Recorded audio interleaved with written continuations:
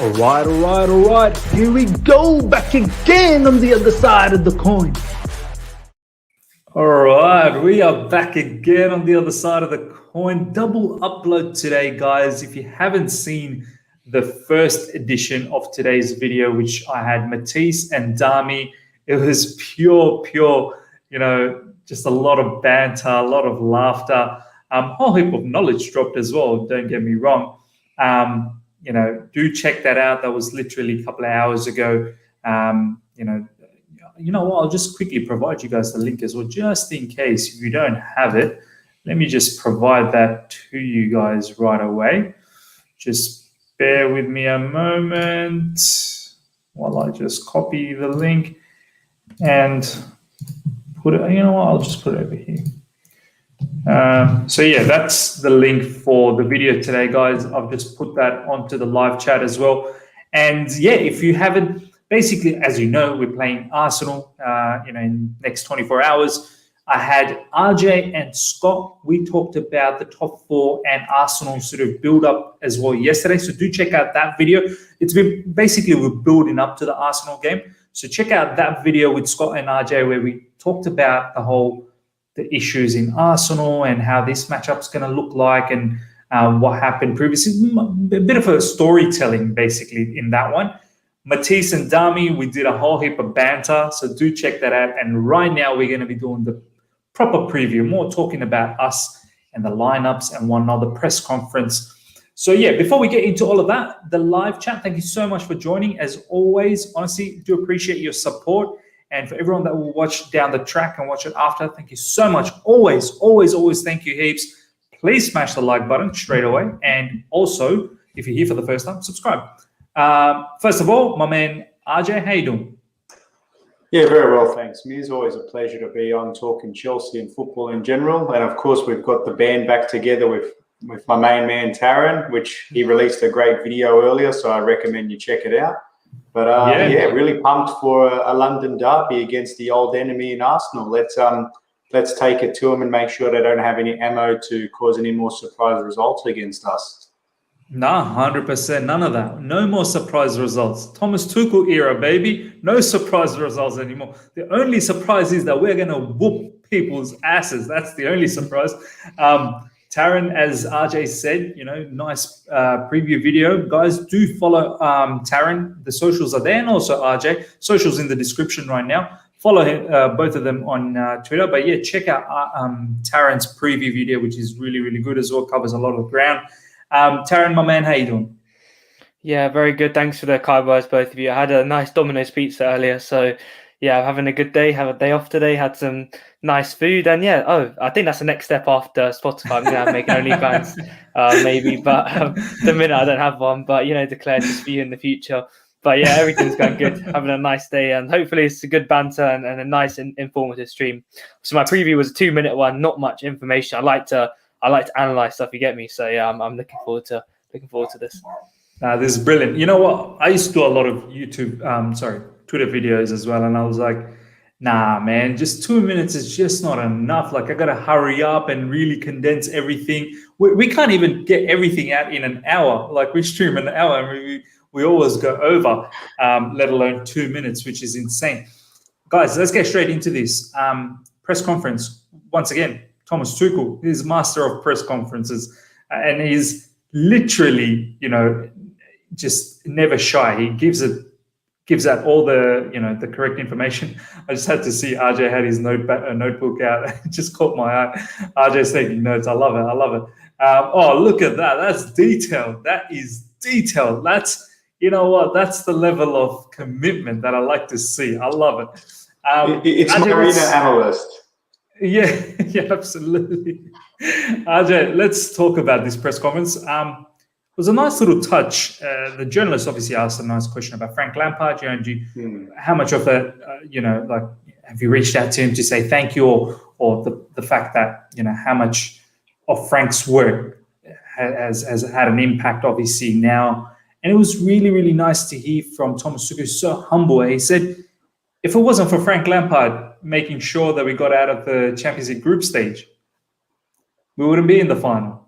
If it wasn't for Frank Lampard making sure that we won the FA Cup rounds earlier on, we wouldn't be in the FA Cup final right now. So I really like that classy touch from Thomas Tuchel to appreciate. And he was like, we're not going to hide away from that fact. I want to voice that opinion. I want to voice it out straight up that Frank Lampard has helped this football club a lot. We've said it last season. He did a madness. And this season, is as bad as it was during December and January, he still ensured that we were in the Champions League and FA Cup. That we must give him credit for that. Jay, how do you feel about that? Yeah, I feel at first I wasn't too sure why they brought up that line of questioning at the moment. Like, I can understand where we're hitting that sort of crescendo now at the end of the season where they want to maybe reflect a little bit on the pathway to the finals, and that's fine.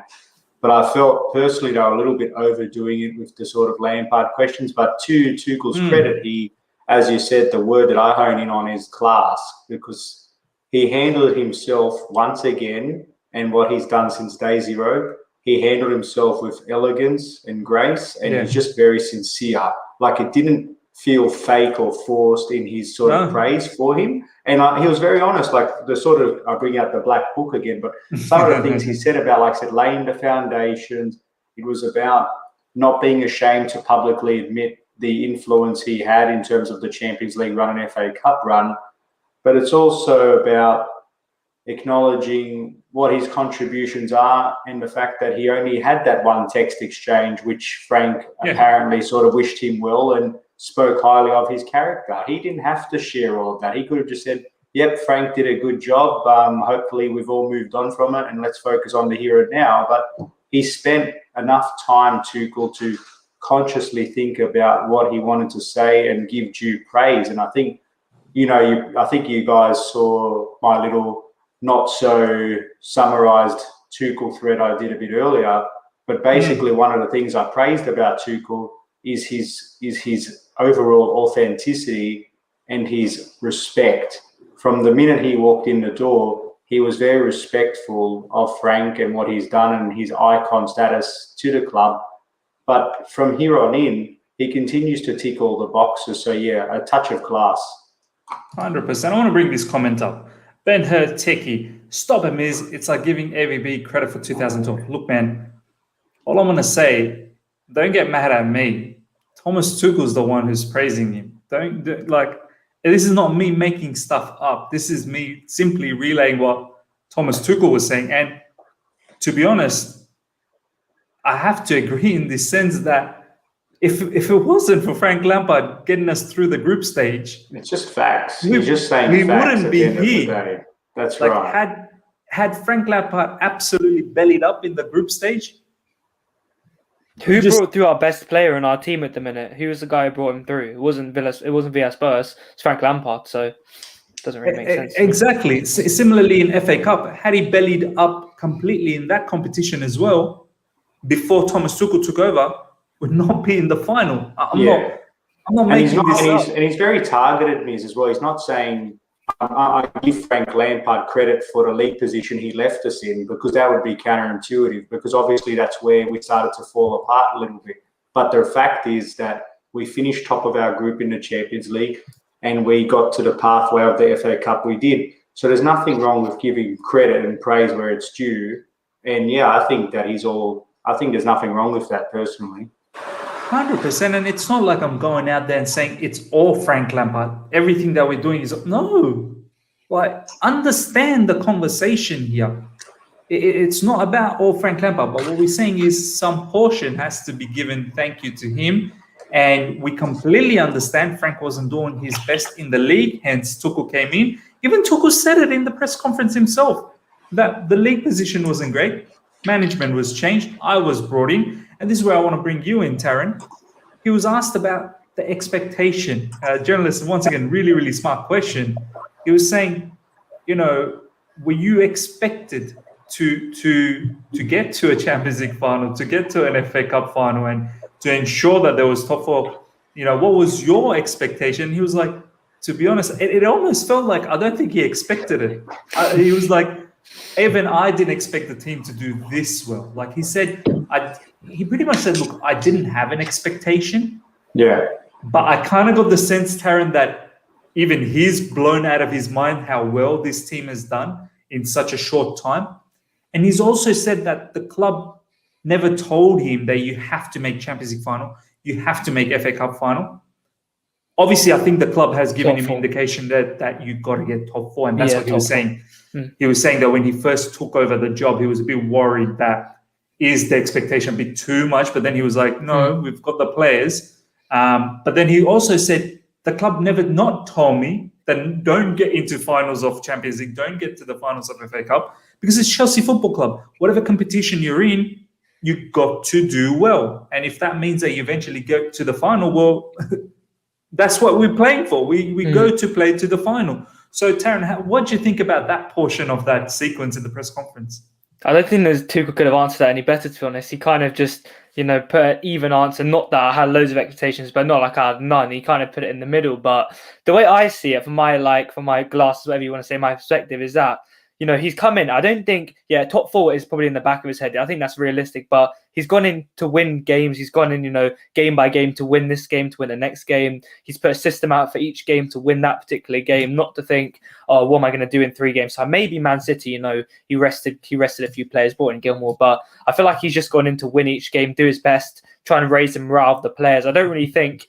I'm sure he'll be happy, obviously, if he reached the final of the Champions League and the final of the FA Cup, but I'm sure he wouldn't have been losing sleep over it if he wouldn't have got there. I'm sure he's just come in to calm the fans down, make sure they're, he's respectful to Frank Lampard, as we mentioned earlier. He's respectful to the fans, to the players. He has a clear style of football right now. So, I don't think he's really come in just to put his style of football out there to try and, please all the fans. He's just done whatever he has to do to get good results, which I really respect of him. And he's done that so far. His big game record is incredible. He's beat Atletico Madrid. We've seen the threads on Twitter beat all these big managers. I think Julien Laurens is always doing he's adding like a new manager per tweet. And he's like, oh, this one. And now each time it keeps getting bigger and bigger. At the start, it was like, I think it was just Jurgen Klopp, and now it's gone up and up and up. So he's come in and he's done amazing things. But I'm sure he's very happy with how far he's come. But now it's just for next season. Can he maintain the consistency? Can he maintain all of this? We can't go into next season expecting us to. And Taron, he talks about that. He talks about that now is, and RJ and I, we've mentioned this many times, even in our last preview, Taron, if you remember, he has said now is the time to ensure that this level, which is a very high level of football, that we consistently stay here. Do you know what I mean? That's what I'm trying to say. Yeah, that we've done so well this season. It's almost like a dream at times that we're into the final. He's only had 4 months in charge. It's not going to be a steady, it's not going to be an upward trajectory. It's not going to be a linear curve to success of this club. It's going to be a rocky road. It's going to be hard to maintain the players. If we make transfers in the summer, it's going to impact the balance of the squad a little bit. It's all about getting these fine details right for next season. And I know I've gone a bit on a kind of tangent on here, but I'm just trying to say that it's not always going to be easy, and he's not expected to do all of this. But he's done it, and fair play to him. He's done game by game, and I have to respect him for that. 100% agreed. 100% agreed. RJ, what I like about Thomas Tuchel, he brings the fan base back into reality very quickly by saying, "It's great, be excited, be happy. We have not won anything yet, so calm yourself down. We need to win it. Just getting into the final is not job done. See you later. Pack up everything. Let's go, guys." No. Now it's time to win, and we haven't got top 4 yet, and we're going to talk about it. Obviously, we're doing the preview of Arsenal, and it's so important this game. How much do you like that about Thomas Tuchel, that he brings you back to reality that, wait a second, we need to win this. Just getting into the final isn't the, that the job's done. Yeah, to me, I look at it as a bit of a triangle. I love the fact that he brings in desire, he brings in focus, and he brings in standards. So I think it's all about maintaining that standard of, we haven't achieved anything yet. And it's very different to separate making a final versus winning a final, because that's what truly separates the haves and the have-nots, so to speak. And I think it's about, like you said, just really pulling in everybody together and say, celebrate the moment. Yes, it's a nice thing to have, but it only counts for something if we go and take that next step and actually win, because at the end of the day, we're a club that has ambitions to win things. They brought me in with that expectation. And the thing I love about him the most, among a lot of his sort of qualities, is the fact that he takes ownership. He understands the club has high ambitions, high expectations, and rather than shy away from these expectations, he embraces them and he uses that to thrive under pressure. So I think the fact that he has that accountability for himself and of the players, it takes not just himself to think, I've got to be the best that I can be and achieve that end outcome, but it brings in the group to go on the journey with him. And I think he does a great job in bringing the fans together to say, don't celebrate mediocrity, celebrate success in a true sense. We're about winning. We're not about winning participant medals. We're here about winning actual trophies. So yeah, I can't praise that enough about him. No, I love it. I love it. Honestly, it's very, very, yeah, as I said, like it's a reality check. You get all excited that you're in the final and it's been such a great run, but then you have to sort of bring yourself back to earth that it's no good if we don't win one of them. Like, I mean, I'll ask you, Taron, we were in the FA Cup final, we're in the Champions League final. You know very well, my man, if we don't win both of them, or just win one and not win the other, let's say we win FA Cup, we don't win the Champions League, we're still going to be a bit upset that, I mean, we're not going to go after Thomas Tuchel. Thomas Tuchel's job's safe. Like, you know, he's done madness.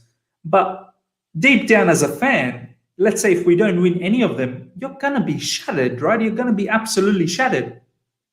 Yeah, I'll be devastated if he didn't win at least 100%, just because the expectations I have for Tuchel, you know, the first loss under Tuchel was, you know, a lot of people saying it was going to be hard to take, and it was, you know, we performed so well against such big teams that when the first loss happened, we were so surprised. So I feel like as fans, the way we've seen our team play recently in these big games, the small games, we have such high expectations going into the cup finals, into the run in the season. So if it comes to this cup final that Tuchel's beat, you know, Man City in the semis, Lampard's done well, Tuchel's done well bringing in Gilmour in games, and it's going to be a disappointment in the end, isn't it? We're not a team who, like, I'm not going to name any teams, Arsenal, Tottenham, that gets excited for reaching the cup final. We're a team who wins cup finals. We're a team who has a big trophy cabinet, who's always been a team who's serial winners. You know, Tuchel always says, when I came to this club, you know, I know the winning DNA of the club. I quite like how he always kind of mentions that. But even the Champions League final, I think we have to give testament to Tuchel, because we're coming in as fans so hopeful of this final. We beat the people we're playing in the final. The Champions League final, can add,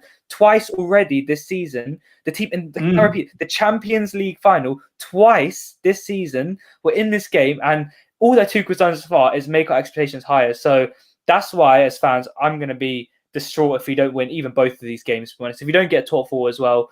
But, you know, Tuchel's place is definitely not in jeopardy 100% if he doesn't win those two finals. Yeah. But, you know, definitely we should be winning them two games. And the fact that he's only been in charge for 5 months, we're already expecting to win the Champions League final. Not even. I don't even know, like, just under, I think. We're already so hopeful of winning two finals, reaching the Premier League top four. It's going to be crazy, this journey on the Tuchel. Hopefully it's not Di Matteo kind of for next season. I just hope that next season it can be a long-term management thing for Tuchel, because, you know, the way this guy comes across in his press conferences, he's so honest to the fans, he's so respectful, the style of players, everything we've wanted as fans. Let's be honest, we're rock defensively, we play nice football. It just seems like the perfect marriage and the perfect, like, love between the fans and the manager. He brings in young players, but, you know, it's not as easy as that in football. You can't just expect all of that. Hello, Harry, how are you? But yeah, hopefully we can go on and win both these finals, because, you know, we definitely can 100%. And we're sitting here confident about a cup final. Yeah, man, I'm confident, man. I'm so confident. It's down to Thomas Tuchel is the one who's given us all of this confidence. RJ, let's talk a little bit about the team news that he was sharing. Kovacic is still out. Yeah. What has really happened? Like, I'm not even sure. What was the extent of this injury? I thought it was meant to be a very small thing and he was going to come back. Now it's like he's really racing for time to be fit for the FA Cup final. If that's not available, then probably looking at the next Leicester game straight after. He did mention that, look, because of this, Billy Gilmour has had to step in and he's done a fantastic job against City, and he's probably going to feature a little bit more since Kovacic is not in the team at the moment, and it's too heavy for Kante and Jorginho to just keep backing up and playing all of these games. I mean, so far we haven't missed Kovacic, but I mean, sooner or later we need this particular baller to come back, right? Yeah, well, absolutely. I think he was, again, very, very considered in his praise of Gilmour, but at the same time not downplaying the effect of not having the class of Kovacic there. And I think he said something along the lines of that Billy has stepped up pretty well in Kova's extended absence, which they didn't anticipate. But he did admit that the qualities such as his driving runs and his speed on the ball, they're sort of attributes that aren't a given for a lot of players at his position. And I think he brings that unique profile and something that we have missed in certain elements of certain games. But I do think that he's probably someone, Kovacic, where even if he was fit for the Arsenal game, I don't think that he probably would have wanted to use him too much anyway. Like, I think he'd probably only want to give him a small stint there because he wouldn't want to re-aggravate that injury and miss him for the bigger upcoming games, especially with all due respect. Does anyone know what is the injury? Does anyone know? Actually, I'm just trying to recall, Taron, do you know off the top of your head? Because I'm just trying to reflect on it as well. I've been distracted with other injury updates, to be honest. I think it's hamstring injury. It was hamstring, was it? Yeah. Live chat, let us know if you're aware what type of injury. Because I thought it was some sort of a niggly thing and he was going to come back. And then apparently there was a setback. Yeah, there was a setback in training and then... Obviously, this is where we are, but continue, Andre. No, I was going to say is that I think with Kovacic, the thing is though, he'll probably try to store him. If he can get him for the FA Cup final, great. But if not, definitely, I reckon he'll probably feature at some point for the next Leicester game, the league game. But I actually think the good news came out of it from the Christensen sort of update. I'm not sure if you caught that part of it, but that looked a lot more promising. He seemed a lot more optimistic about his chances of coming back definitely by the CL final, at least put him in contention for that. Yeah. The feedback that I got here was that he might be back for one of the Leicester games, but the latest, the Villa game. So that was the sort of timeline he gave for Christensen. So that's a positive for us because at least it gives us something to ponder for that back five. So, other than that, though, we're looking pretty good. So fingers crossed it stays that way. Yeah, no. I was actually going to touch on the Christensen thing. And Taron, let's talk quickly a little bit about that Christensen issue. As RJ said, that is looking a lot more positive than what we initially thought. And the injury in real game time kind of looked like that could be a bit severe, the way he was sort of went down and whatnot. But looks like he may be coming back for the FA Cup final. He's definitely out for this one. FA Cup final, he may be able to be fit and be in the squad. But if not, 100% the idea is to be fit for the Leicester Premier League game. Do you reckon just for these couple of matches we're going to miss him? Because I feel like we've got a lot of depth in the CB position. Obviously, Zuma can just slot in. Rudiger's still playing well. Thiago Silva got a bit of a rest against Man City. Aspilicueta is there. So you confident that we're not going to be too worried about the whole AC situation as yet? Yeah, I've always said that, I really rate him in the back three. Tuchel mentioned he can play every single position in the back three, which is actually a huge positive to have. How many players in the system can play that we have right now? Who can play that? I say none, maybe Rudiger. I say not even Rudiger. So that's a big plus already that we've missed as versatility. But yeah, he walked off. I don't know if it was that serious. I thought it was quite serious at the time due to him coming off the pitch in such a huge game. Yeah. But that's why I thought it was quite serious. He did look in a lot of pain, but the positive was he was walking off okay, which I kind of thought was a good positive. But yeah, for this game against, I think Tuchel also said that the latest will be Aston Villa, the absolute latest. So first of all, that strikes green light for me because we can have him for the Champions League final. We can have him for the final game of the season against Aston Villa, which could be a big game in the end if you think about it. So yeah, but the Leicester at the minute, they have Iheanacho who's in good form, who is he's very good form in the minute. He's very quick around the box. So Christensen could be a good player to defend against him. Maybe man marking him as we've seen against Lookman when he did that. He did it against Jared Bowen. Christensen did it very well. So that could be a big miss against Iheanacho and Vardy. Vardy's not been great. I think Harvey Barnes is out, so that's okay. I guess so. That's not a big loss for that. But yeah, he's a big loss. I've said he's a great player. He's good reading the game. He can drive with the ball. He can come into midfield. He can drive out the fence. He's good at passing.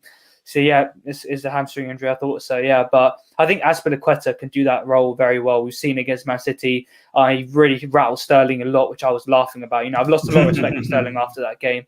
But Christensen, Sterling has started to create a bit of a bad boy image, hasn't he? I don't think, no offense, but I think he's like 5'3", so I don't really think he has the authority to really go around doing that to people. But he did it to Joe Gomez back ages ago, if you remember, for Liverpool versus Man City, and then Joe Gomez was like, "These guys, they are like, what are you doing, mate?" But nah, but I mean, even when Azpilicueta was just giving his hand to get up, like Aspi was literally being humble, and he was like, that's Chelsea captain, like. Yeah, like have the mind what you're doing, like respect the Chelsea captain. Do you know what I mean? I think I see it from both sides. First of all, I don't think it was even that deep. He was just doing it with his arm a little bit to show him how to play. First of all, he wasn't malicious, but I think Sterling and Aspi have had a bit of rivalry in the past. 6-0 against City, the 2-0 win when David Luiz scored that amazing header. They've had a big rivalry. They've always been against each other, so I can understand that. But yeah, Azpilicueta is I'm very comfortable with him in that system. So I'll put it that way. Before Christensen kind of came in, we beat Atletico, we beat Liverpool. I believe he played it when we beat City in the FA Cup at Wembley. So yeah, Azpilicueta is very, very good in that role. And after that kind of shaky start against Man City on what day was it? Saturday? I don't remember. Yeah, but he's done very well. That's what I'm trying to say in that position. So Christensen's a big loss. I'm not going to lie, but Aspi can play that role just as well. I think we can all agree on that. No, 100% agreed. 100% agreed. RJ, let's talk about the last bit of thing in the press conference before we move into our special football formation and lineup prediction, which always becomes very exciting. Guys, we've got nearly 50 people here. Please smash the like button. Helps the channel out a lot. Take a moment right now, smash the like button, raise those likes up, because the more people like it, the more this gets recommended. So it helps out the video, helps out the channel. And also, if you're enjoying it, just give it a like. It's simple as that, to be honest. Ajay, he talks about Edouard Mendy. Well, he's been asked about Edouard Mendy and the whole. It's been also linked with the clean sheets that we had. He was asked, "Do you know how many clean sheets have you guys?" Like, to be honest, no, not really. And then he was reminded that you had 18 clean sheets out of 24 matches you've played, which is some incredible numbers. Honestly, that's insane numbers. 18 out of 25. I think that was the number. Yeah, it was 18 out of 25. Yeah. Yeah, out of 25. And obviously, he was then asked about Edouard Mendy and what he thinks about him and his development so far from where he was in Lille. Sorry, not Lille, Stade de Rennes, right? Yeah, Rennes. He used to play for Rennes. And obviously he was saying that he didn't, never used to play that many matches over there. Now he gets to play 3 matches, a match every 2 to 3 days, 3 to 4 days, right? So, I mean, we need to. I mean, we've always praised Edouard Mendy in this channel. We've always taken the time and talked about it. But do you think now there needs to be a lot more roar about Edouard Mendy? Because the way we sort of hype up Mount or the way we hype up many other players, Mendy doesn't seem to get that much hype that he probably deserves from the fan base. I mean, everyone likes him. There's no doubt about that. I feel like, when we talk about player of the season or, this and that and whatnot, I think he was in Neville's player of the season. Maybe, which was really nice to see. But yeah, Neville. But yeah, RJ, do you feel like when we talk about Chelsea's player of the season, that he should at least be a contender, like someone we need to respect and put him there as well? Absolutely. He's top 3 for me. I spoke a little bit about this earlier on this other podcast we run, the Balanced Blues Brothers. But in terms of what Tuchel's comments were in response to that question, I think what really stood out to me was the fact that he used the terms like he's kind, he's got humility, he's friendly. Beyond his actual incredible performances on the pitch, it's the stuff that he does off the field. And I think it's the culture and the harmonization he helps bring with his defenders. And I think that was a key point for me that might have got lost in amongst all the other sort of commentary made, because what stands out is obviously 18 clean sheets in 25 games, but the other stats are as well that I believe we've only conceded 11 goals in 25 matches, of which included that freak anomaly with that 5-2 game. So take that anomaly out, and all of a sudden that's an absolutely astonishing number, even though already it's incredible. But everybody focuses on the end output.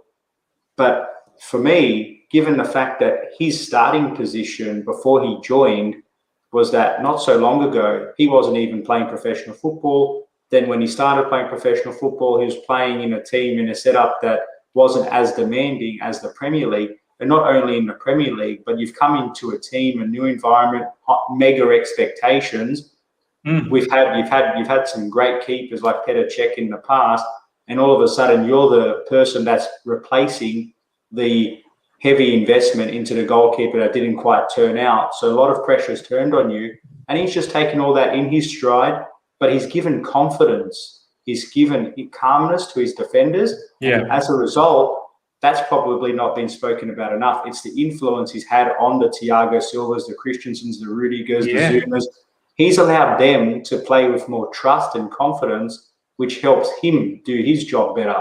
So it's all those little intangibles that he brings on top of the incredible acrobatic saves and the distribution, which is improving on. No more Cruyff turns, thank God. But no, in all seriousness, though, I agree, Miz. He doesn't get enough praise. Not the fact that he's not a liked character, but he doesn't get put up on the pedestal like he deservedly should. And I think now, at least from my position, the conversation should start to shift from he's a good stopgap until we get Donnarumma into this guy. He's solidified his number one starting spot. 100%. And if he goes on and wins the FA Cup and Champions League, then it's not even a conversation anymore. It's who's the backup going forward. That's the conversation I want to have. 100%. It'll be interesting to see what happens in the FA Cup final, whether he starts or Kepa starts. Yes, very interesting to see. 100% he'll start Champions League final. There's no doubt about that. I mean, if it was up to me, I'd probably start him in the FA Cup final. But a lot of fans do say that it will be a bit of a mismanagement if Kepa's not given the opportunity in the FA Cup, knowing that he's been the cup goalkeeper. I know Taron has a different point of view. I had a different point of view, but Nishal, as you guys all know, Nishal is adamant that you got to play Kepa because you got to keep the dressing room in a bit of a Well, peace. it's a trust issue, isn't it? It's a trust thing. You've used this guy until you get to the final end game and then sub him out. What does that say to the rest of the dressing sheets? That's the only question mark I have. So. Yeah, no, and it's a big question mark. Honestly, it really is. Like, you can't just be doing that kind of stuff. I know Chelsea Football Club is all about winning, and you know, Mendy is the number one keeper. So how can you go into the final not play your number one? But then again, you've trusted Kepa all along. So I would start Kepa actually for the final. I would start Kepa. I'm not gonna lie. 100%. I'm starting to think that way. But it's interesting. It's interesting because we are gonna go into our predicted lineup, ladies and gentlemen. It's what you wait for every day. Well, not every day. Every time we do a preview and walk it into a match, this is where it gets really exciting. This is where the live chat comes alive. Before we get into all of this, please smash the like button. Live chat. There's nearly 55 people, so smash the like button. As I said, it helps the channel out a lot. And if you're here for the first time, subscribe. We've been talking about Kepa. And here's my theory, boys. I go to you, Taron, to start this off. I feel like I may give Kepa a chance here because to just throw him into the FA Cup final without having any sort of matches prior. And you know what, Taron? We've seen Thomas Tuchel every now and then just throw Kepa into a Premier League game as well. Like, we've seen him previously do that. I feel like just so that he just gets that warm-up. Like, I don't know how you feel, Taron. Like, just, you know, straight away just put him into the final, hasn't played any game before that. I don't know if that's smart. Like, I would actually prefer Kepa in this Arsenal game. I don't know if Arsenal's really going to penetrate us that much with the defense that we have. But what's your thoughts in the goalkeeper position? Yeah, I mean, it is difficult. It's not as easy as people think. This is probably a game that I can see Kepa maybe starting, and I understand your point, Miss. But for me, if we win this game, I think we're pretty much secure top four. That's the way I see it. If we win, we have was it 2 games left, and then I think we basically not mathematically, but I think our confidence, the way we can play, we can secure it. So, in that reason, I think I'm a guy who understands sentiment of players and fans, but ultimately, I'm a guy who likes to win games. I like to watch my team win trophies, get top four. So I'm going to put Mendy in. That's my opinion. I've said it in my Twitter preview as well that I did, that I don't really want to hear too many shouts about Kepa for this game. He's going to get game time in the final. I understand that, he might not be sharp, but he came in against Man City. How well did he play that game? He didn't play like 2 months before that in the Newcastle game. He did well in the Newcastle game, didn't play for ages. He's played a few FA Cup games in between. So I don't think it'll be an issue. These players train week in, week out. They play at a high level at training. They play matches. So I don't think that's a big concern. I don't think many people have really said that. Gilmour came in against Man City. Yeah, he had a shaky start. How good was he in that second half? He looked like he was in his habitat in the middle of the pitch. So I think I'm going to go with Mendy for this game, and that's all up for debate. The live chat, you guys. But yeah, my personal opinion, I think this is a crucial game for top four. And if we win this, we secure top four. So I want our starting goalkeeper in who breathes confidence into our defense. So that's who I'll go for. But yeah, you guys can choose as well. RJ, what's your thoughts? Pratik here saying exactly means if Kepa starts in FA Cup final, he needs to start tomorrow as well. Or RJ, do you do a sort of inside deal where you say to Kepa that I'm going to give you the Arsenal game, but Mendy starts the final of the Leicester? I mean, I'm not sure if Kepa would really agree with that. Kepa would want to play in the final. But how are you looking at this? You think Kepa starts here and the Leicester game for FA Cup, or do you think now Mendy starts this one and then Kepa in the final? Yeah, it's a big sort of game to sort of take a bit of a risk, because I'm thinking, on one hand, I want to show some loyalty to Kepa for that FA Cup final in mind.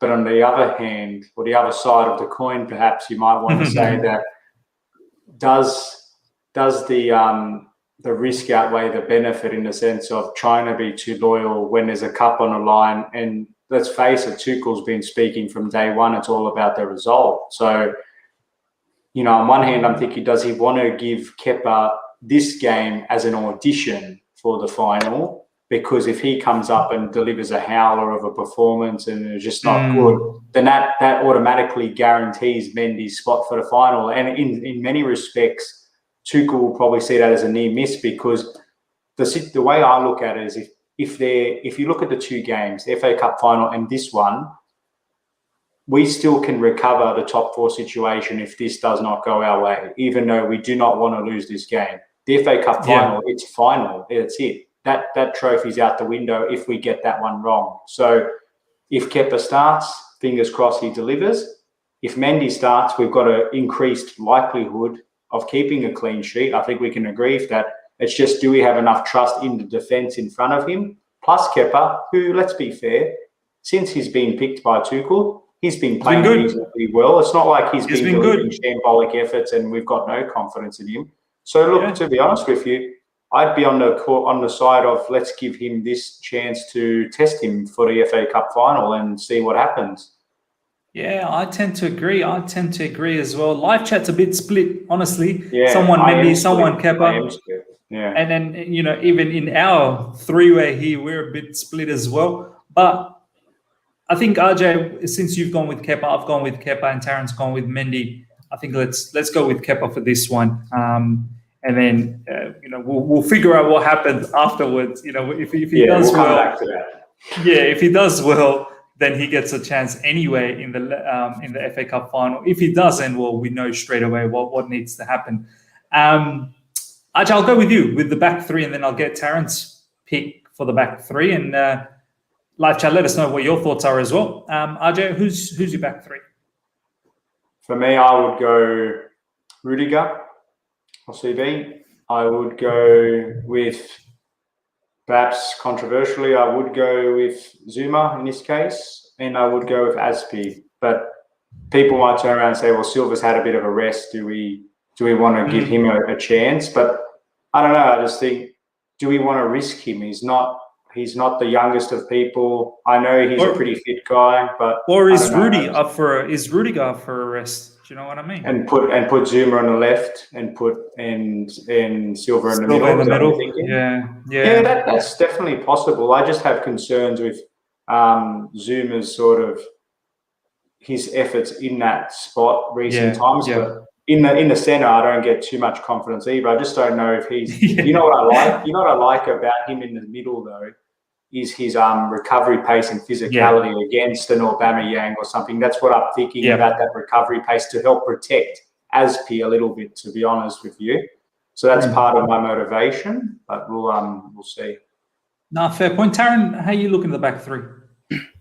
First of all, I just think I'd kind of remind you guys that this is a huge game for our pride and we need to win. I don't care at all costs. We have to win this game just for, I don't care. We just have to win this game for how they forget about the top four. Forget about everything. Forget about the UEFA Champions League final. We need to win this match. We need to get the Champions League final. This is our final, you know. And you know what, Taron? They beaten us in the FA Cup final last season, and they also beat us in December. That was as I said to the live chat, there's nearly 70 people. Please check out the description. There's 2 videos, one with Scott and RJ, where we talk about the Arsenal build-up. And we talked a lot about the Arsenal issues and whatnot and Chelsea's outlook.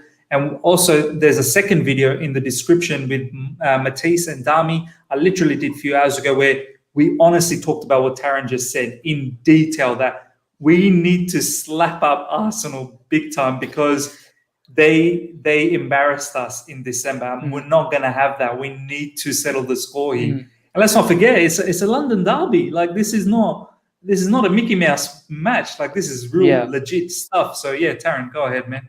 We know Arsenal have not been in good form, but, I said it in my preview as well, that Arteta somehow managed to make this Arsenal team perform like prime AC Milan against us for some reason. So that's why my motivation of bringing in Mendy team, bro. With their C team. I know. It's crazy. This is one of the worst Arsenal managers and teams we've seen in years, and they're slapping us about. So if we don't win tomorrow, that's why I put Mendy in, because I just think we should put our best lineup up for this game, and that's why I'm going to put Silva in, because I want our best centre back in the middle of the back three, composure. I'd actually disagree in saying that we need recovery pace against Arsenal. I feel like the way they play is not really to get in behind. They play quick passing around the box with, Lacazette coming in. Aubameyang didn't start the recent game. They have Emile Smith-Rowe who likes to play in the middle of the pitch. They have Odegaard who likes to play in the middle. Pepe. They don't really have many players who like to run in behind in this system. So I think Silva should start this game purely for the fact I want his leadership, his passing, his composure on the ball. Even if we do start Kepa. So, I think Silva can start both games, cup final and this game. He'd done it before Real Madrid and West Ham, Fulham and West Ham and Real Madrid. So he did them all to a high level. And you know what, boys? If we get this victory against Arsenal, I think that's top 4 done. And Silva can then still play the Leicester FA Cup, but then take the Leicester game break after that. Like, after this Arsenal game, pretty much we can have a bit of break in the Premier League, like pretty much allow for many rotations. So I'm actually now starting to think like you, Taron. Maybe this is the game to really put out the strongest squad. That's what I'm saying. Get that top 4 out of the way. And, it's not like we can't really back up again. Like, we really should be able to back up in the Leicester game for the FA Cup, right? I don't know if I cut out earlier when I said that, but I did say that if we win this game, we're pretty much secured top 4. That's how I think about it. That's why I'm saying we put the best team out possible. Yeah, close. That's what I mean. But confidence terms, if we beat our London bitter rivals, Liverpool's still got Man United to play, and I'm not sure what's going to happen there. And Leicester and Man United today. Leicester Man United today. So Man United are still going to make sure that they can keep continuing the wins. So Man City has to be forced to get the victory themselves. Man, like for me, honestly, I feel like if we get the victory here against Arsenal, it might be in the bags, because I don't know if Leicester's going to beat Man United, and I'm not sure if Liverpool are going to beat Man United either. So also the fact is, I don't know. I'd say 99% of Arsenal fans, I've really despised them. They're so cocky about small games, about Martinelli, running in a straight line and making a slip from Kante. They're so cocky about particular games. And even when they draw to Villarreal, they're like, oh, it's good for our season. We're better next season. Like, please, can we whoop this team with our strongest lineup? I actually beg. Like, one of my closest friends is an Arsenal fan. He's one of the most cockiest people I've ever met. So I really hope that we can destroy Arsenal. That's why I'm putting Silva in. Bro, you know what? I've made the changes, bro. I'm the captain now. I'm the captain. I've made the changes. You're right. You've sold the project to me, bro. You really have, and I'm sure RJ would agree as well. There's no two ways about it. I want Arsenal slapped. I really do, because I can't forget that day. I cannot forget that day, because I remember, Taron, you were there post-match with me. Oh no, you weren't there at that time, right, Taron? Nah, I don't think. You came during the glory times when everything went rosy for us. But yeah, RJ, well, just quickly to get your thoughts, man. I'm changing this, bro. How you feel about this? I understand. The logic makes a lot of sense. You know me, it's the inner risk manager in me. What I'm concerned about is you've got two older players there 3 days before an FA Cup final. I would be absolutely gutted if one of those leaders went down in a game Injured. that let's be honest, it's a nice one to have to secure or just about secure top 4, but isn't a defining game. But them missing out on a final is a defining trophy winning game. So are we taking an unnecessary risk here? Yes, but do we want to absolutely beat Arsenal? Absolutely. So is the risk worth the reward here? And I think that's what we're all agreeing, that yes, it is. And fingers crossed, arms, legs, knees, shoulders, that these guys deliver, and that most importantly, we get the win, but they don't get injured. So touch wood, that's what happens. I'm happy with that back three, though. And just on that point as well, RJ, I get your point that risk management factor, we may have still, 2 games in our sleeves to ensure we get the top 4, but why risk it, right, RJ?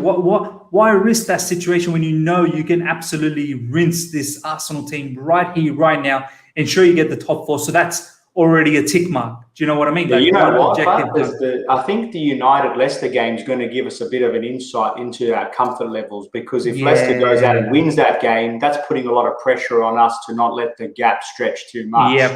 Yep. And do you reckon if Leicester doesn't get any points, like they lose or something, that it could sort of change it up a little bit? Well, what it will mean is that they've played 1 game more than us and are 1 point behind us. And as a result, that means that if we play our game, we hit 4 points, and therefore our game against them now isn't as all or nothing type of outcome. So it's huge. So I'll be watching that very closely. Now, very interesting, very interesting. I think for now we keep it as this. RJ, give me your wing backs, man. Yeah, look, I think I'm going to go with Reece James. I'm liking what I'm seeing with it at the moment. I know there's a case for Cho here, but we'll get to Cho a little bit later. I dare say is a little bit of foreshadowing for me.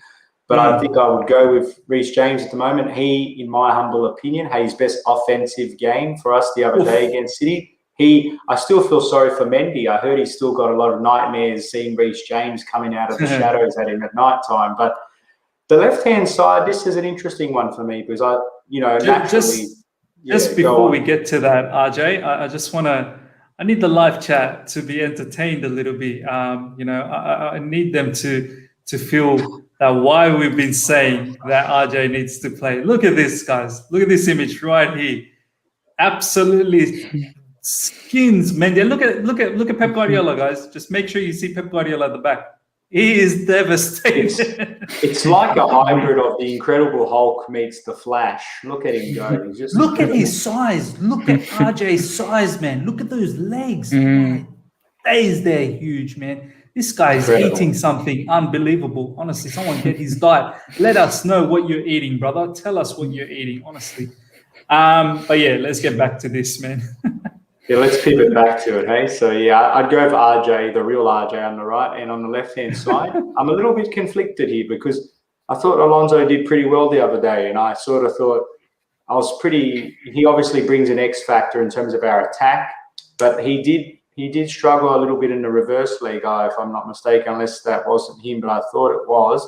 We do know that he's not someone that's notorious for his incredible energy levels. So it might be a situation where you want to get Chilwell a little bit of match sharpness ahead of the FA Cup final and against his old club. So I think I would go Chilwell, just because I have confidence in him that he can successfully back it up here and there.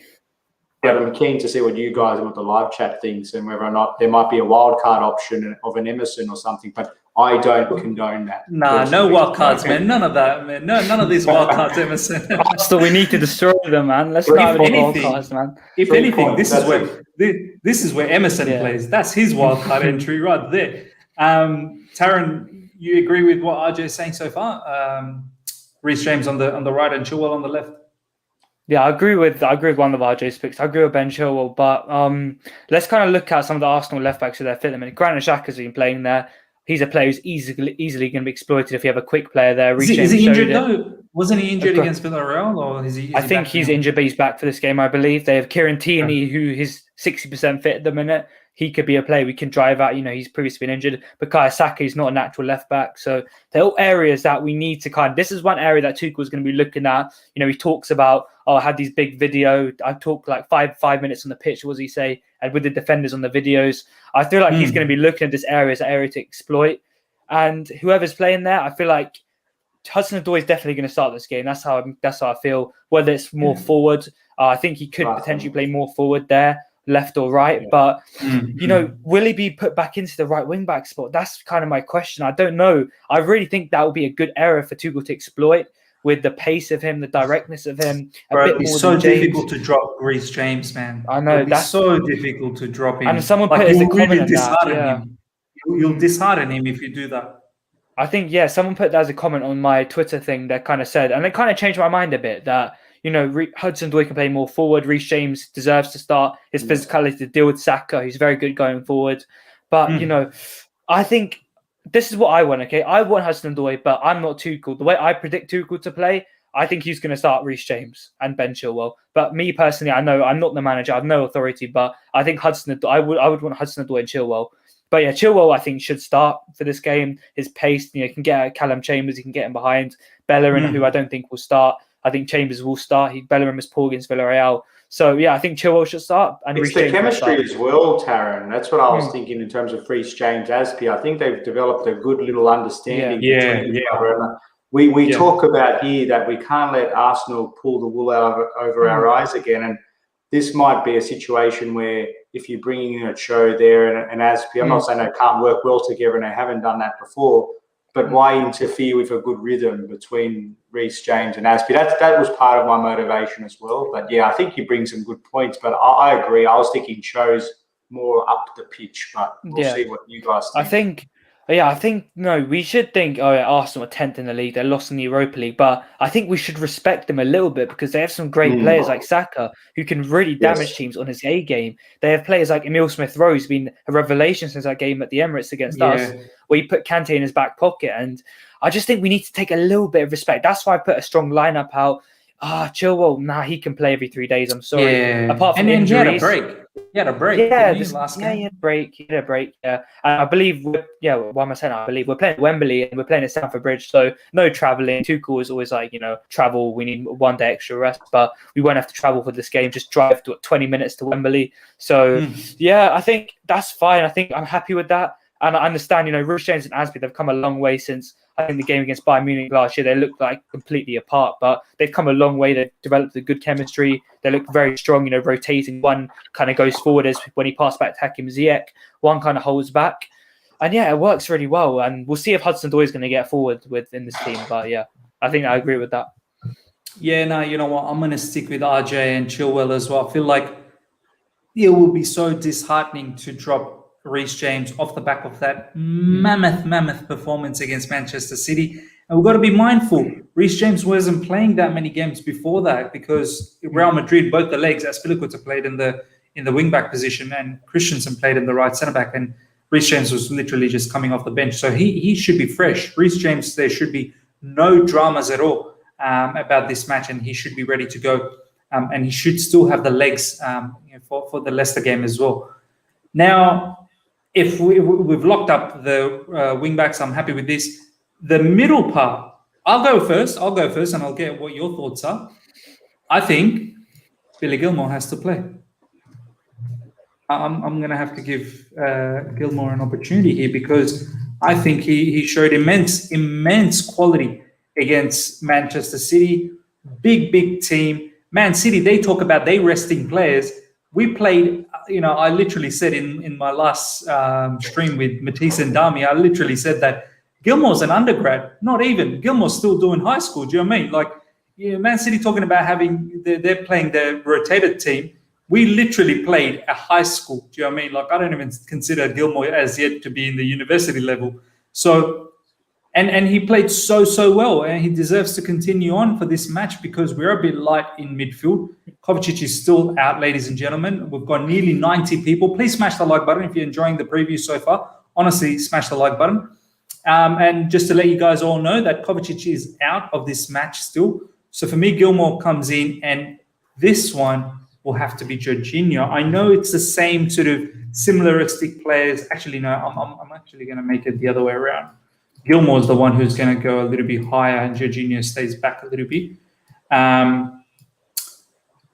know they're very similaristic sort of players, but Kante didn't get the rest last game against City, and we have to be wary about Kante's legs. We need to give him some rest. But then Kante can come on, 70th minute or whatever, 75th minute, and swap with Jorginho. But for me, that I might even just put that Kante will feature as well, but he might just come in like later on. That's my midfield. I'll go to you, Taron, first up. What's your thoughts? Yeah, I agree. Yeah, simple as that. I agree. I think Kante played a very high-intense game against Man City, against Real Madrid, against West Ham. I think he played that game as well. So, yeah, I think Kante deserves a break. If we need him in the game, we can bring him on. He's a guy who needs breaks the way he plays. You see him in the 95th minute making lung-bursting runs forward. So he's a guy who needs to rest. And the guy's fasting as well, man. The guy's fasting. Yeah. I know it's absolutely crazy. Same as Ziyech as well. But yeah, this is the kind of the way I'm thinking about this, is that Jorginho and Gilmore are quite disciplined players. I think we'll agree. They don't really like to roam too much. That's why I was kind of thinking to bring Hudson-Odoi and Chilwell for the first time, because we don't really have a destroyer in there. We have two people who can hold the positions and two quite overlapping fullbacks. With Ryan, he kind of says we have a triangle, we have the upside down triangles. We have one guy at the base of the diamond and one person overlapping. I feel like if we have two disciplined players, if you got what I'm saying, then we have two players who can overlap as well. But this is, if we're going to start Reece James as well, then I think we could have an argument for Kante, but Gilmore deserves to start. I know Tuchel isn't a guy who plays players on merit. He's a guy who builds games on the tactics of the other manager. But Gilmore is so good. It was so good in that second half against City. Jorginho changed the game when he came on. I'm sorry, he really did. He controlled possession. Yeah. He was so good on the ball. He really helped on the build up to that goal as well. I believe he passed it to Aspi, passed to Hudson-Odoi or something. But yeah, Jorginho and Gilmore, I think we saw it once against Barnsley in the Cup, or it was Sheffield United at home in the Cup game. It didn't look amazing. I think that's when we are a little bit less tactically amazing under Tuchel. So we've come a long way since then. Gilmore's played well. So yeah, we haven't really seen that much, but we'll see what RJ has to say. But yeah, I agree with this. We bring Kante back in for the FA Cup. Yeah, for me, Kante definitely needs a rest. RJ, what's your thoughts about the midfield? Yeah, I like it. Look, let's face it. Kante, depending on the match, he's a walk into this team. But context is, we do need to manage him. He has played some real high-octane games recently, and he does what he does best and plays at 110%. And again, he did the same against City.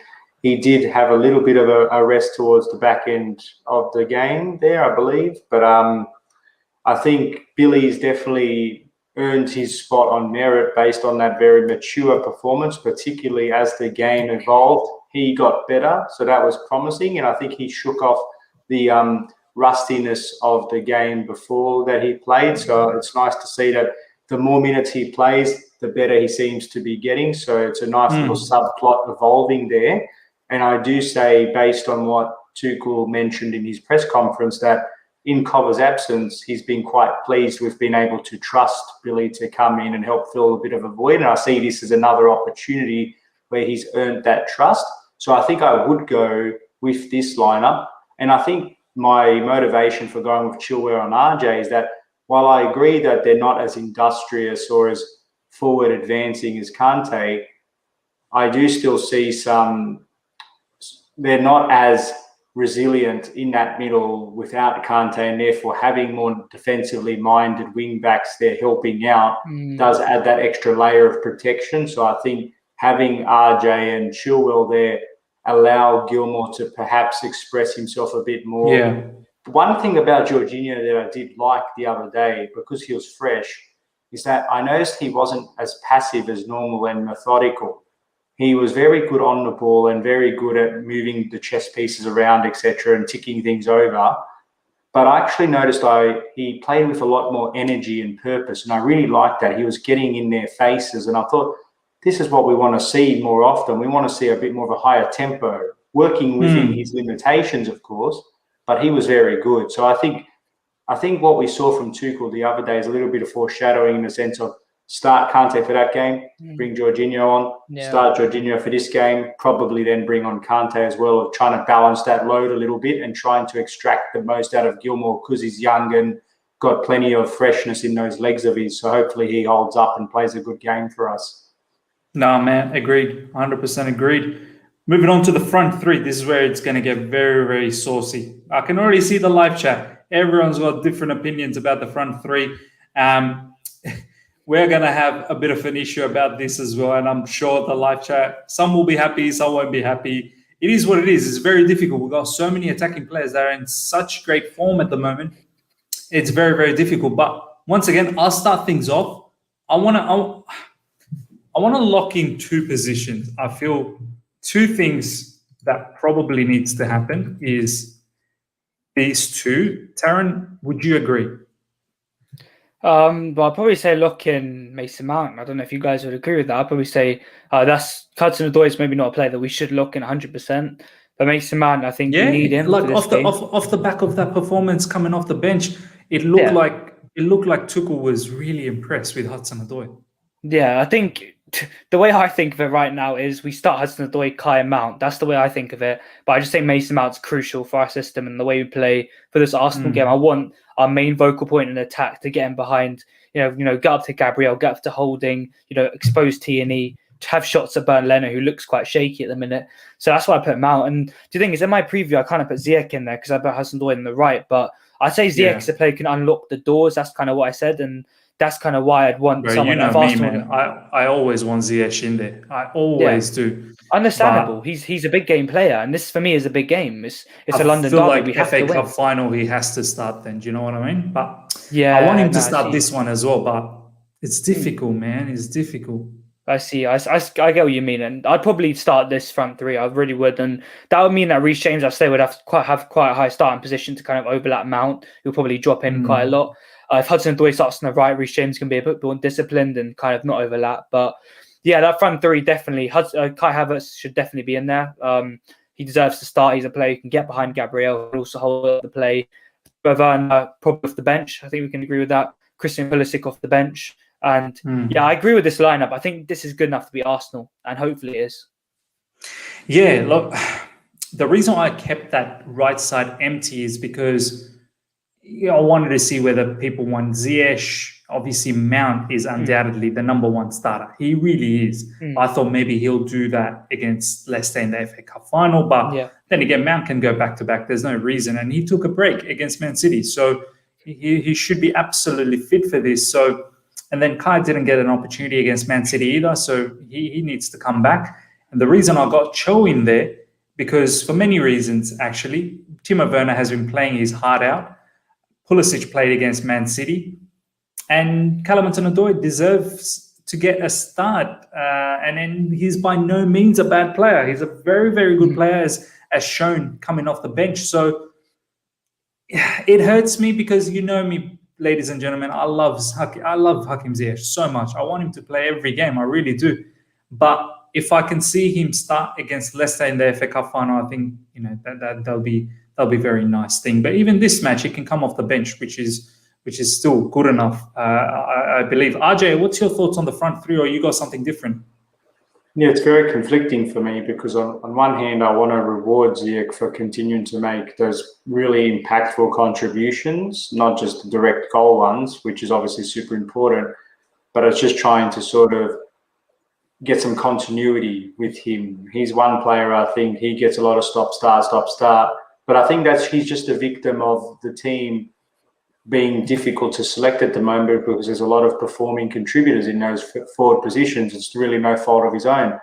I don't think he I don't think he's the preferred front three choice at the moment for Tuchel. And I do see that there are some not questions in terms of his mentality, because he's a little bit, understandably, a little bit down when he does get subbed off, and you can see his body language. I'm no psychologist, but he doesn't look very impressed, obviously. But perhaps the way I'd sort of phrase this is, if I'm Tuchel and I'm trying to manage his sort of ego and expectation, it's really the front three you've got, which I'll touch on. But if I'm Ziyech, I'd be like, I'm trying to save you for the big ticket games. I'd want to sort of consider you fresh and sharp for the final. We don't want you wasting your energy against a small team like Arsenal. Or jokes aside, but you know what I mean? Like, I think mid-table team. Yeah, exactly. We don't want you to get hurt. We want you to focus on the trophy winning and score a winning goal like you've done previously. But in all seriousness, I think he has the opportunity to come on against Arsenal midway through the second half.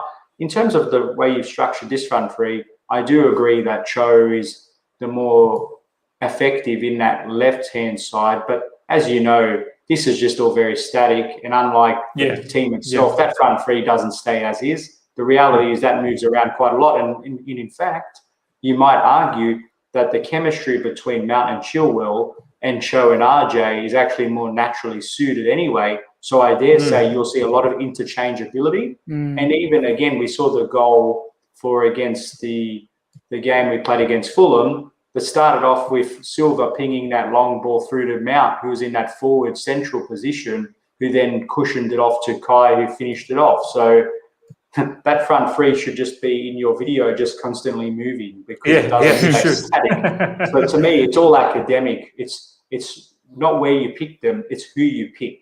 That's what matters, because they all move around. I think we can all agree that. I like this comment, by the way, RJ. I like this comment. Ziyech. We need. Do you remember, RJ, when Robbie said when they got Willian and they were like, "Yeah, I think Willian is better than Ziyech," and I'm like, "Get out of here! Get out of here!" It's almost like that Twitter page about bad takes on Arsenal comments or bad takes. That, whatever it is. But yeah, look, for me, I'd rest Werner. I think he's earned it. Bring him on in the second half if necessary. To me, I don't know. I'm always concerned about the wild card Tuchel's going to play here. You might argue that chose the wild card here, but I don't know how intuitive this feeling is, but I've got this sense that, is he going to pull some wool out of a hat and play Cho on the right and start with Pulisic on the left and not start Mount again? Like, I don't know. I've just got this feeling that he's trying to preserve him, but I hope not. I want this. I want how you've got it here.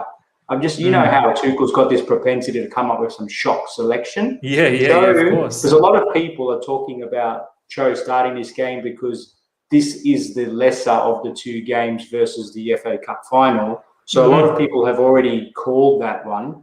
But what people haven't called, and Tuchel likes to throw a spanner in the works, no one would anticipate Mount not starting this game. So I wouldn't be surprised if he just flips the script and starts Cho on the right, Pulisic on the left, just to sort of change things up. But I don't know. I like this front three, to be honest. Nah, man. The front three is always a confusion, man, because we've got plethora of options, and players are all in form. That's the thing. They're all in form.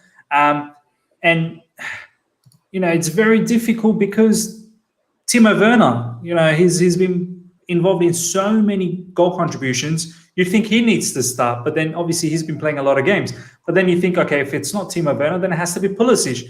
But then Callum Hudson-Odoi has just produced a really, really good performance against City, and how can you just keep ignoring him? Because it is disheartening for a player to come in off the bench, do well, and not get that start. So I think maybe in this game, I think we can safely say Timo Werner deserves a rest. So he rests up. Callum gets a chance to start because Pulisic started. I think Pulisic comes off the bench and probably replaces Callum or someone. So let's just get back to normality again. So if we have something like this, I know I've got a few other players lined up here, but it may not all be like that. But we could probably see these sort of changes happen, like Kante for Jorginho, Pulisic for Cho, Ziyech for Mount. I know there's 3 substitutions, but I'm just putting it out there. What could possibly happen? It could be Tammy or Giroud up here that could come on. But yeah, ladies and gentlemen, this is the team that I'd go with. Taron seems to agree. RJ seems to agree. I'm in full agreement as well. Live chat, let us know what your thoughts are. Just quickly to Taron, you happy with this team? Yeah, I'm happy. I'm happy with the team. I think it's a bit disheartening for Ziyech as well. I saw one of the comments. I agree with it that he scores a crucial goal in a crucial game and he gets dropped. But all's fair in love and war. Everyone has to get a game. Cho played well, which ultimately won us the game. So, well, not won us the game. Miguel, I mean, past the Werner and kind of Craig. But yeah, I agree with it. I don't think Tuchel will personally go with this lineup. I don't think it's very likely that he's going to start all these players. But I think we never know what Tuchel's going to do. He could start Azpilicueta up front at this stage. So I think that's probably a good lineup. I'm happy with it, but I'm not quite sure if Tuchel's gonna go with this team. But he can do anything at this stage. Yeah, man, he may not. Honestly, Callum is not someone that has been starting, so I wouldn't be surprised if he doesn't start. I would be, however, surprised if we see, Callum here and Chilwell. Like, that's something that he hasn't done in recent times. Does he not play Reece James? I just don't know how he doesn't, really. Yeah, I mean, defensively, he's such a monster.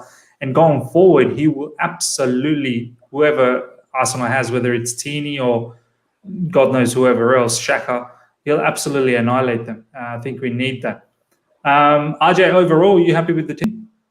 Yeah, I think I put out a tweet the other day about asking people's views in a poll. Do we think we should go full strength?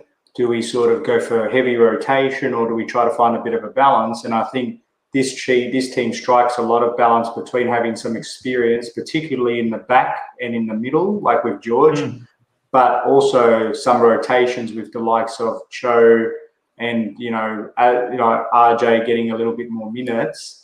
But again, you just don't know the rabbit Tuchel's going to play over his hat. I wouldn't be surprised if he but rests either Silva or Azpi, thinking the FA Cup, and maybe bringing in a Zuma, because he is a competent defender at the end of the day. He's not, in my opinion, he's not a mad liability. He's not the best passer in the world. I understand that.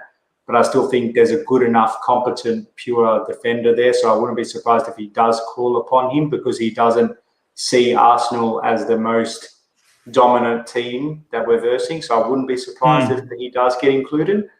But that front three, that's the big question mark. But I think we've gotten a pretty good sort of end game here. Yeah, no, I agree. Pratik here is saying tomorrow's game is important, but cup finals are a big priority. I agree, Pratik. They are a big priority. But I also think we have a strong squad. The depth in the squad is unbelievable. We could literally put out a totally different team against Leicester, and I'm still going to be confident that we should be beating Leicester. We really should be. So I'm not worried about who starts, because our depth is so good. And this is what makes us a very, very superb team at the moment.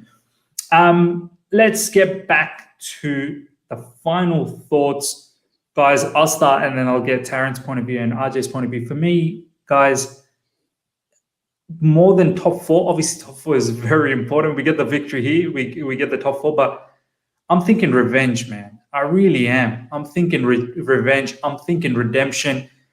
I need to feel peace. I need closure in my life that what they did to us in December,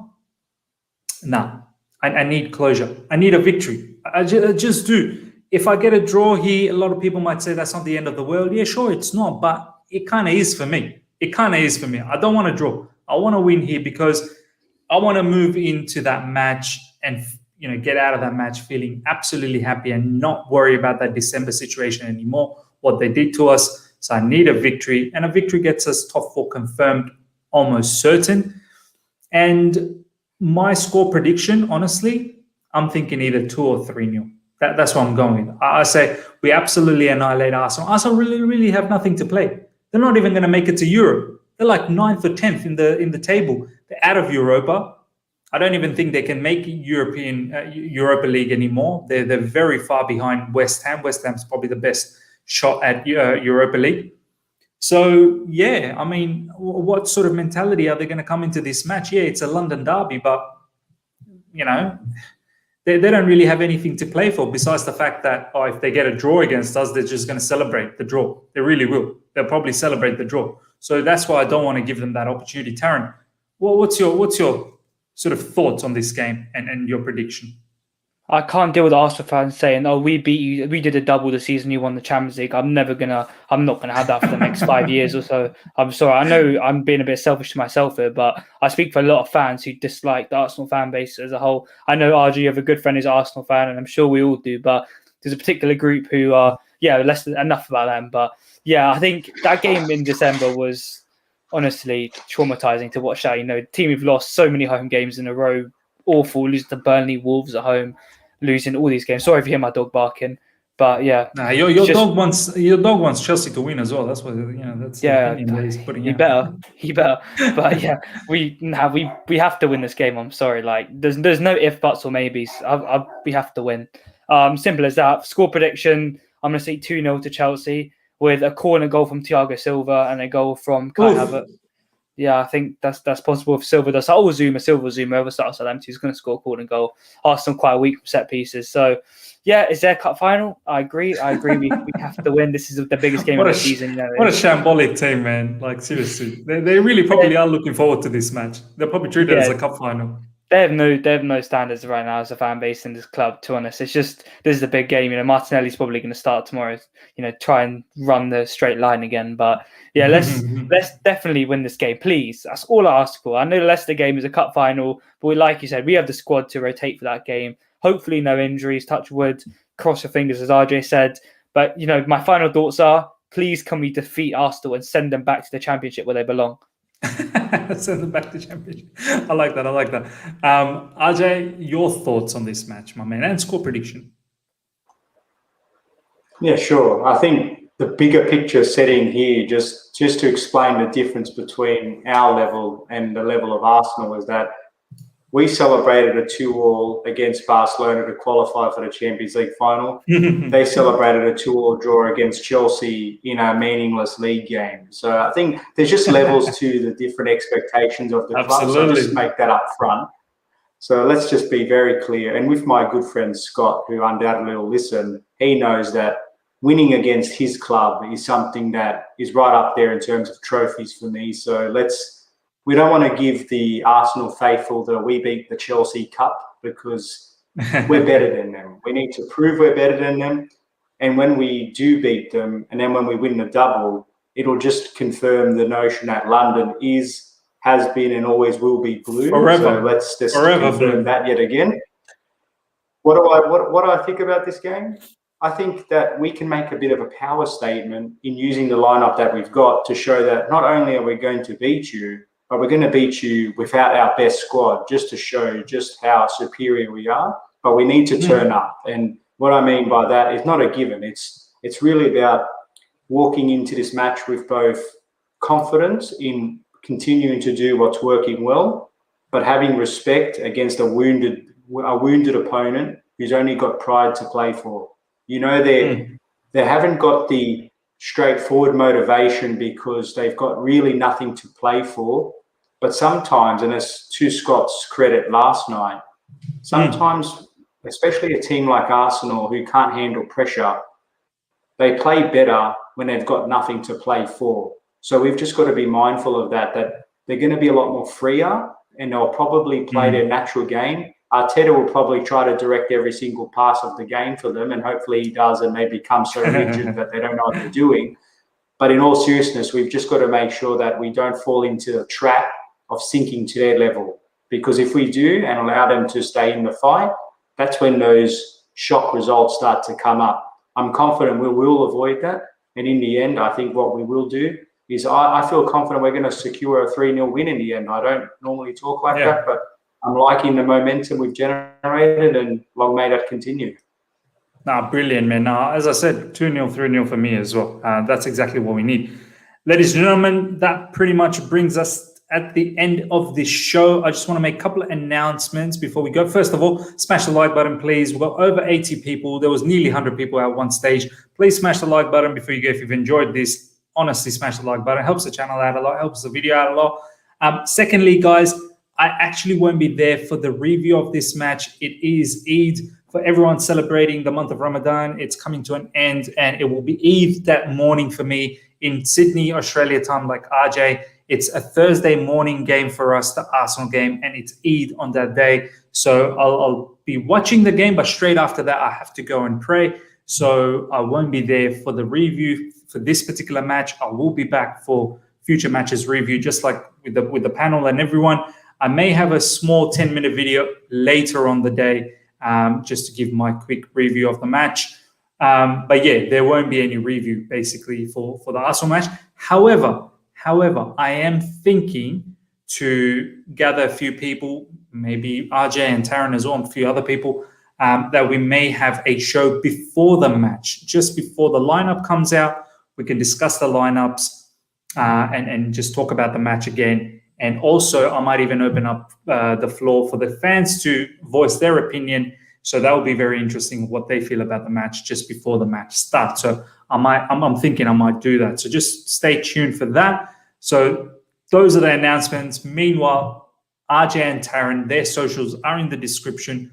Please go out there and follow them. Help them out in the social media world as well. RJ with his podcast, Taron with his podcast with the perfect hat trick, and RJ has a whole heap of podcast that's been running in many different accounts in football Twitter. So go and follow RJ in football Twitter, and then he's got links to all the other places where you need to follow as well.